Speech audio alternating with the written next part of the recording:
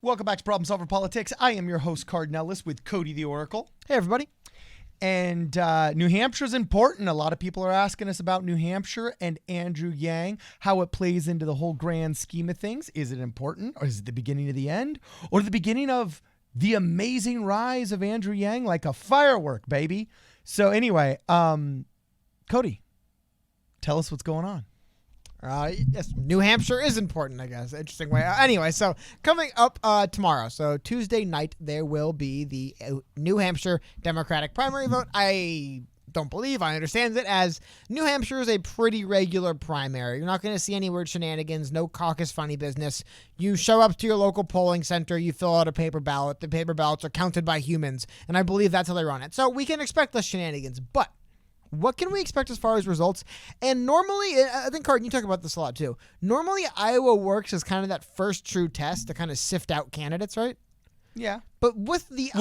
in modernity, it is. Yeah, sorry. Lately, but also think about this. With the Iowa results being contested and still up in the air, I think they're still recounting. I think they it's narrowly almost declare like Buttigieg. New Hampshire has become the new Iowa.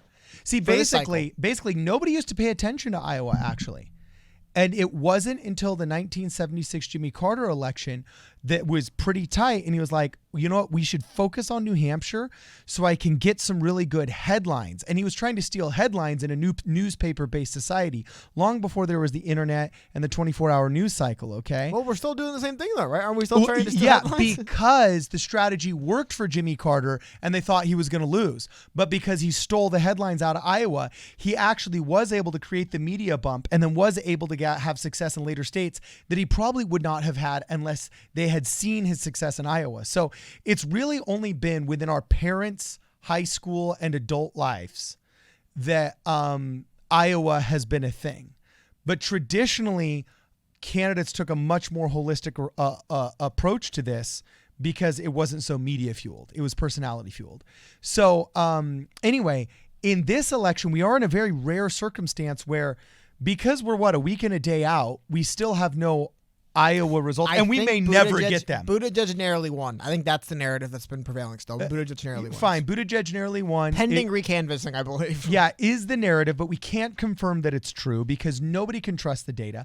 It's done enormous destruction to how much people trust the caucuses, which are the simplest way of tallying people. I mean, you have a physical vote in the room. They literally stand around in front of you and raise their hand and make eye contact with you. We could take an iPhone picture and probably within 98% accuracy tally votes effectively while actually at a caucus location.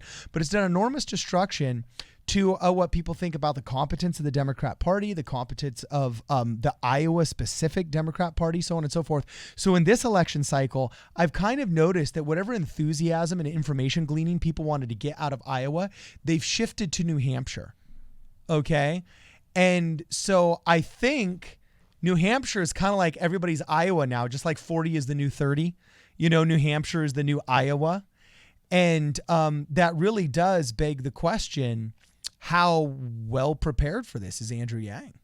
Well, I mean, I think he's fairly well prepared. He's been campaigning fairly heavily in the state for a while. Obviously, Iowa dominated, which we'll talk more about it probably in another video, but I do believe tactical error was the amount of time he spent on the ground in Iowa. I think maybe we're wrong, but I think someone should have said, hey, look, man, Iowa maybe ain't be it. Look what Steyer's doing in South Carolina. You skip a few states down the ballot. Anyways, not going to talk about that, but I think it is pretty clear, and I'm going to use a New York Times article. The New York Times did just write or publish an absolute hit piece smear against Andrew Yang that was total garbage.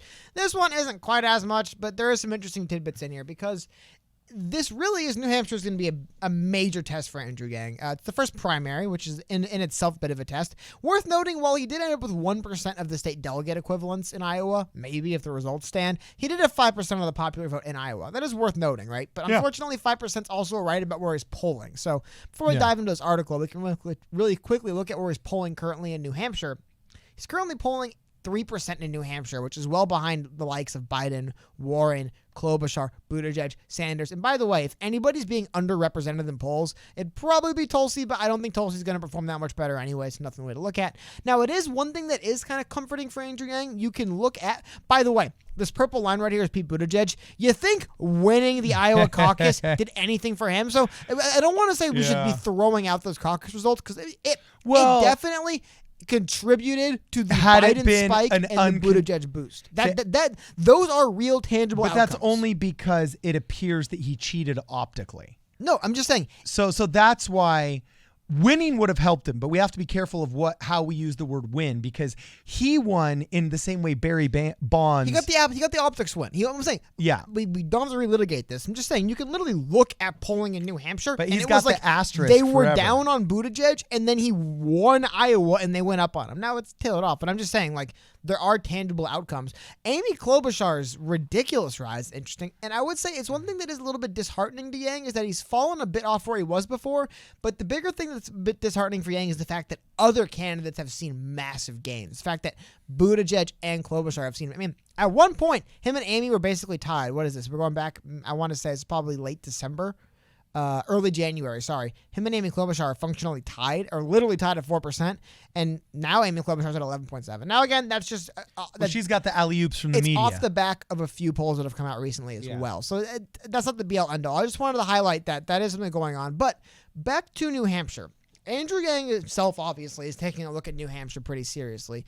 They go on to mention down here, we'll talk a little bit more, but it does. I mean, I did get this email, so this is true. And after the campaign laid off the staff members, it sent an email to supporters signed by Mr. Yang that suggested he would need to finish in the top 4 here for his campaign to get the boost it needs. And in the still crowded field, a finish that high would almost certainly require Mr. Yang to significantly outperform his poll numbers. I mean, depending on how you look at it, there's one person you'd probably have to be in front of. However, at the same time, or 2 people, at the same time, that's like 7%. So it is a big thing. But, quote, if we miss this fundraising goal and our target finish in New Hampshire, I don't believe we can continue contending at the same level. So really quickly, I want to go into what he's talking about, and then we'll talk a little more about this. What he's referencing is, you can find this right now on the Yang 2020 website. They currently have a goal to raise $2 million before the New Hampshire primary. Now, the deadline for that, as of recording, is roughly 8 hours. Like 8 hours and 50 minutes, as of like literally the second, would be the deadline of this. And right now, let me actually crop it a bit more so you can see the cool little progress bar. However, you'll see he currently has raised $881,000 of the $2 million goal. So, about a little under halfway there, obviously, right? But now, I will say, anecdotally, when I first pulled this thing up to get ready for this video about an hour ago, he was at like 80,000. So he's raised, almost $90,000 or $80,000. But it's going to require some pretty big money bombs to push over the top. But it is worth noting. It is kind of interesting. One, candidates always say, obviously, no candidate's ever going to send an email saying, you know what? Just keep the money in your pocket this month, dude. We got the money. But, it is true. He definitely does need to, at the very least, it's a barometer of enthusiasm, and he wants to be... he's gripping for straws. But one thing, that's the second thing I wanted to get to with this is, one way you look at the polls, another way to look at the impact of Iowa, if there's a vote and you start raising less money after the vote and it wasn't a good vote for you, that would signal of slowing down. So this is a very key moment for the campaign here, right? Again, I don't know if they have to raise $2 million, but wouldn't you agree they need to get like 1.7, 1.8 close and then perform well in New Hampshire? Because at a certain point, it's going to just look like the momentum is slowing, and you definitely don't want that to happen. Yeah, I was going to say that it's very important. When you study the hero cycle as written by Joseph Campbell, okay, and you look at how every man that's done anything incredible in his life, they almost always go through just a time where they thought it was all falling apart, where there was just a depression, where there was a great loss before victory or whatever. And I think in his head, I see it because he's not as enthusiastic in the past like weeks worth of speeches and everything. I think he's extremely tired from an extremely rigorous schedule. Okay. And I think he possibly could have gotten a little bit sick, like people said, but also what not a stunning defeat, because we were, at the end of the day, just hoping for 1 or 2 delegates anyway. All right. But he didn't peel off the delegates that he wanted out of Iowa. Now, fortunately, Iowa ended up becoming a debacle, so it wasn't really a stunning loss for him, so on and so forth. But it also wasn't a gain, and he's tired. Okay. So I really think as a person that's done big movements, that started programs or started a company, there is a point where as a leader, you begin to falter, whether you like to admit it or not, where you begin to falter and you rely upon those around you to push you back up. And in Andrew Yang's case, it's the Yang Gang and the ability to still keep hitting fundraising numbers, because that's extremely respectable. If you can still keep hitting the fundraising numbers, then your will to continue and your will to tap into that second wind when that better half of you says, I can keep going, is there. But then if your friends don't support you and that bad little devil on your shoulder doesn't support you as well, it's easy to succumb to the bad, the bad mojo. You know what I'm saying? Well, I'd imagine too, really quickly. So it's almost a spiritual thing. Well, the money probably matters more than the polls in that sense too, right? To a certain extent, of getting you out of your funk, because we're so critical of ourselves. He's not looking at himself thinking, holy crap, dude, I just made it into the top 7 of the Democrat Party nationally 5% from being primary nobody. vote in Iowa. You could say it's not what he was hoping for, but he literally didn't exist as a politician a year before that, and now he's 5% popular in Iowa. That's not bad. Dude, I guarantee you there's Emmy-winning rappers and Oscar-winning actors that probably don't have 5% name recognition in Iowa. You mean Grammy? Or sorry. Yeah, you're not Emmy. That's for TV. I'm sorry. There's Grammy award-winning rappers and Oscar award-winning actors that probably can't pull the 5% name recognition in Iowa. Because I was going to say Ice-T definitely has got some name recognition. Okay. I think he's a rapper. That's won an Emmy. You're right. But you get where I'm going with this, right? No, not only that, I would say even beyond the name it's not even, exactly, poll a popular vote there in that state. It's really tough. I mean, how about it's like this? when the Tuskegee Airmen got the P-51s. It's like, you've been bruised and battered, man. But here, you know what? We believe in you, and we're going to freaking give you the P-51 Mustang, the most BA airplane in the fleet right now. I mean, come on, man. You can't say that's not like a charge. Not even analogy. Literally, Cory Booker took his ball and went home and gave up. Yeah. Kirsten Gillibrand gave up. Yeah. John Delaney, I'll never forgive him for this, gave up. I mean, but you had these people that were polling. Kamala Harris, by the way, I don't think Andrew Yang has ever polled on aggregate as high as Kamala Harris John was. Delaney. When she dropped out, Kamala Harris got 0% of any vote because she gave up. I mean, the fact that he made it this far is a win in and of itself. However, the biggest win, by the way, talking about Iowa, how about the fact that over 50% of people in Iowa said they'd be open to some form of UBI? Yeah. Sorry, that's because of Andrew Yang. So, however, it's too soon to start talking about the moral victories here, because there's definitely multiple elections and multiple votes up ahead. New Hampshire, Nevada, which we talked about earlier, South Carolina, Super Tuesday. There is more. This isn't over for Andrew Yang. I think right now we're in definitely. If we were to go back to a little bit different, but kind of what we're talking about. If we were to go to the hero's journey, he would definitely be at the low point in the hero's journey right now. You know what I mean? Everything looks bad. No, that's what I'm saying. Yeah. He's in the rough debate performance, rough performance in Iowa. Fundraising is for the last month or so slowed down. I do believe part of that is just because a lot of people are max donors. It's the part of the year people are spending less money than they were in December. A lot of stuff adds up in that sense. But this really is, I mean, the AP phrased it a little bit grim, saying last chance for some struggling 2020 Democrats. But New Hampshire definitely has to be where something starts, I think. It would be because, as Andrew Yang himself pointed out, and I don't have this article pulled up, but there's been recordings leaking privately of Andrew Yang talking about the idea already of a 2024 campaign and what that would look like. If we have to run this back, I think this is a direct quote. So it definitely seems to be that part of, we're at that point of the campaign where Iowa was, I think not only did Iowa not turn out well for Andrew Yang, it was an exhausting disaster that nobody was happy with. I mean, think of all of that wasted energy. Think how much of a genius Bloomberg looks like strategically right now. How about Steyer mostly campaigning in South Carolina, working out for him in that state. Because let's face it, dude, 15%. Bloomberg's and by the way, I think Bloomberg will have changed the strategy. Just like none of us paid attention to Iowa, and we did it holistically as presidential candidates. This debacle, will sully for 2 presidential cycles the name of Iowa.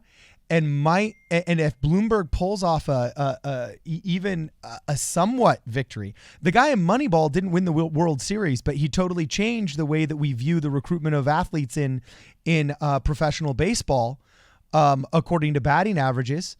Okay, and I think Bloomberg might change the discussion and change the strategy of a lot of future candidates if he opens up a viable pathway of ignoring the spoiled and entitled early states of New Hampshire and Iowa. Well, I think you're overlooking the other kind of genius to the Bloomberg campaign here.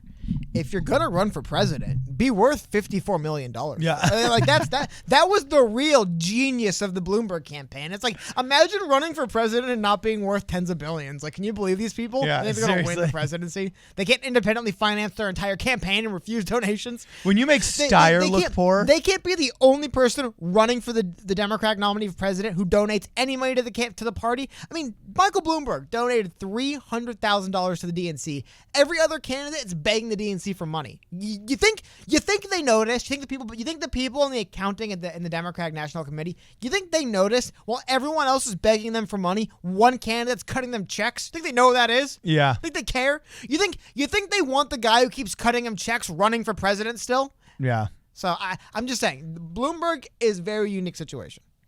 I agree. The other way, but the but second unique genius- situations establish The second genius, precedences. be worth $54 billion and then donate a bunch of money to the people you need support of to run for presidency. Do both those things and you're gold. Yeah. So anyway, the question is about New Hampshire making or breaking Yang.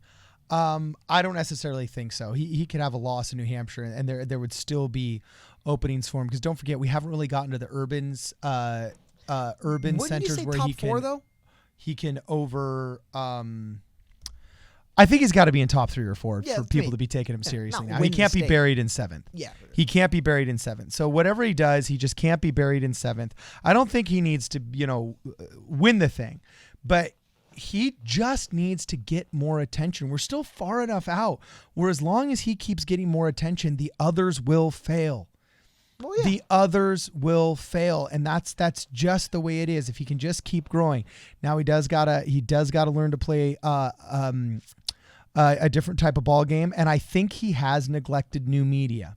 Since he's gotten a lot of this money, it's almost like he's tried to play with the big boys, but has forgotten that he can out-internet the other candidates. I will say, like, remember we were clowning the other day. I mean, again, we're talking about. You could see how well it's working. We're talking about him, but we were joking the other day about the bizarre Michael Bloomberg meme videos he was posting. You know what? At least he's posting them, man. I will get on Yang a little bit for that. Yang uses his Twitter feed a little bit too much like a regular person would, just random thoughts. Yeah. I think there does need to be more of those social media program videos going out for Andrew Yang to be produced. I definitely think that's true. Yeah. So anyway, let us know what you guys think. Please follow us on Twitter at PSP Radio 1 and give us whatever kind of insights or info you can. Tag us. If you want to listen to this in podcast form, check it out. We are on Spotify now. I believe we're going to be on Apple Podcasts probably by the time you read this. Check us out on your favorite podcast platforms, and you can follow us there as well. Also, make sure that you follow us on Instagram at Problem Solver Politics, and on Facebook. Actually, no, our Facebook profile sucks, so don't go to Facebook. Stick with Instagram and Twitter. You know what I'm saying? And if you can, become a member. Consider joining. You get all kinds of cool members-only content. This is Problem Solver Politics. See you guys in the next video.